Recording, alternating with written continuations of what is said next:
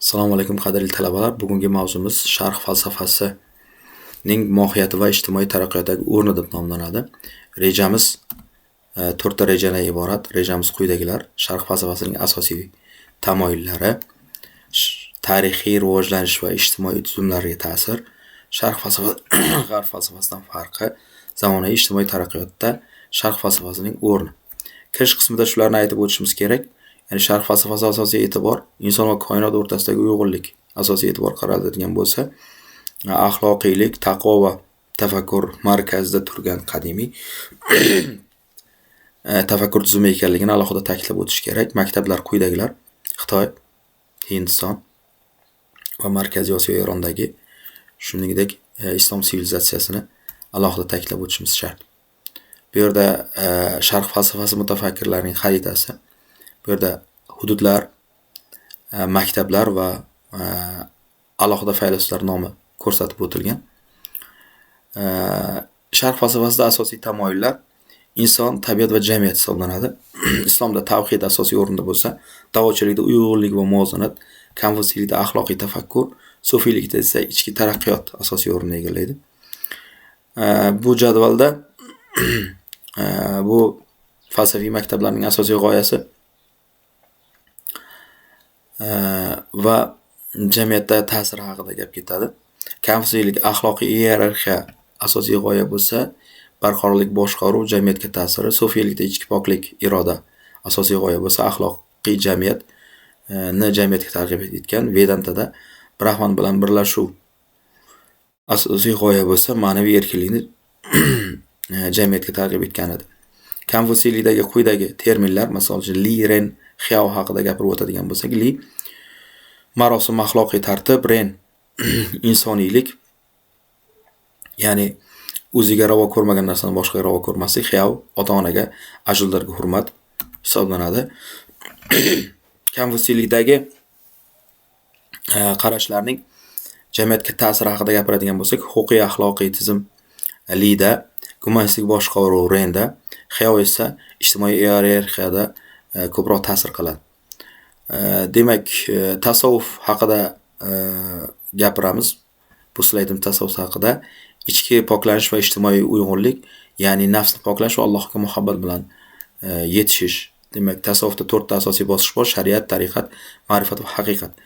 Shariat islom huquqi bo'lsa, ma'rifat tariqat yo'l, ma'rifat ruhiy idrok, ichki haqiqat. Haqiqat esa Alloh bilan qurb hosil qilish, ya'ni unga yaqinlashish, unga erishish hisoblanadi.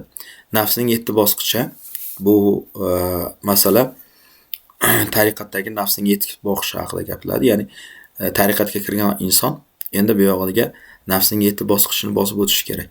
Birinchi bosqich nafs ammora, bu qizil rang bilan belgilangan ramziy obraz bo'ri bilan belgilanadi. Ya'ni yomonlikka buyuruvchi nafs, ruhiy holati hayvoniy quvvat, zikri la ilaha illalloh. Nafs lavomi esa ramziy rangi to'q sariq rang, ramziy hayvon maymun. Ayblovchi nafs inson gunohini anglaydi, o'zini tanqid qiladi, ruhiy holati vijdon uyg'onadi, zikri astag'firulloh.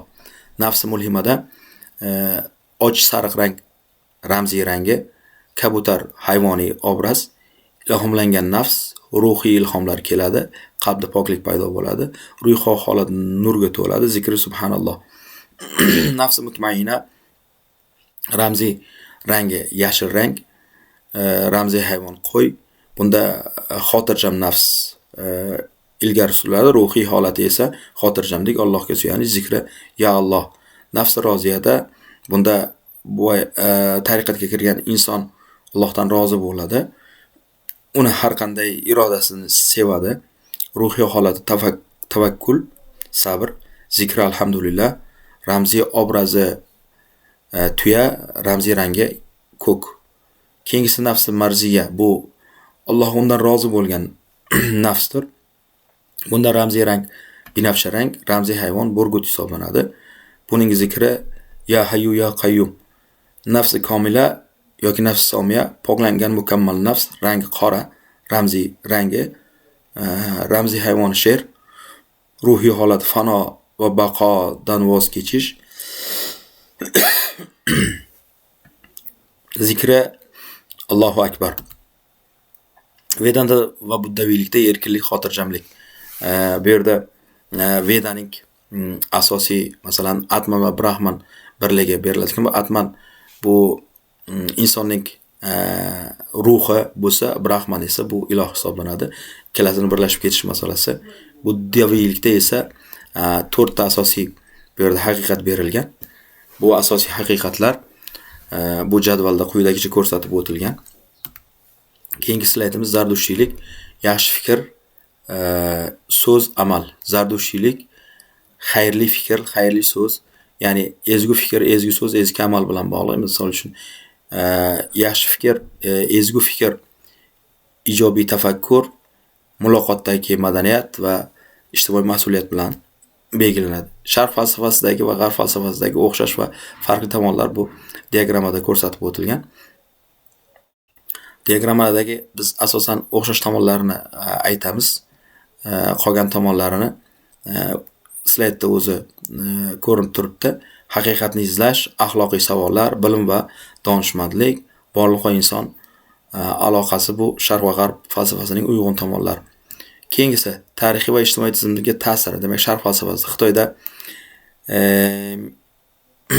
meritokratiyaga asos bo'ldi. Islom dunyosida axloq-huquqiy normalarni shakllantirdi. Sufiylik orqali esa xalq bilan elita o'rtasidagi bog'liqlik saqlandi. Xo'p, ilm-fan va falsafiy tafakkurda sana Farabiy, Berni, Ibn Sinoda. Farabiyda siyosiy falsafa, ideal boshqaruv, Ibn Sinoda tibbiyot falsafasi, ya'ni etik muomalalar, Beruniyda empirik tafakkur, ya'ni tajribaga asosiy o'rin berilgan. Sharq falsafasi va ekologik uyg'unlik. Sharq falsafasi ekologiyaga asosiy e'tibor qaratadi. Masalan, daotizmda, buddizmda va islomda ham xuddi shunday. Endi 21-asrda dolzarblik, ya'ni 4 ta asosiy soha. Birinchi ta'limdagi axloqiy asos, boshqaruvdagi mas'uliyat, sog'liqdagi ruhiy salomatlik, innovatsiyadagi qadriyatlar Sharq falsafasi asosiy o'rinni egallaydi. Endi kamchiliklar Sharq falsafasidagi birinchisi falsafa faqat o'tmishga tegishli deb qaraladi. Ikkinchisi asl manbalar unutilgan. Uchinchisi g'arb paradigmalari asosiy haddan tashqari ustuvor. Endi xulosaga kelsak, yangi paradigma sari degan xulosaga kelsak, Sharq falsafasi bizga insoniyatni, adolatni, ruhiy uyg'unlikni eslatadi. Uni zamonaviy tafakkur, texnologiya va global jarayonlar bilan uyg'unlashtiradi. Bizda faqat o'zimiz, balki insoniyat kelajagi uchun foyda keltiramiz. Yodingizda tuting. Sharq faqat tarix emas, balki istiqbolning yuragi bo'lishi ham mumkin. E'tiboringiz uchun rahmat, qadrli talabalar.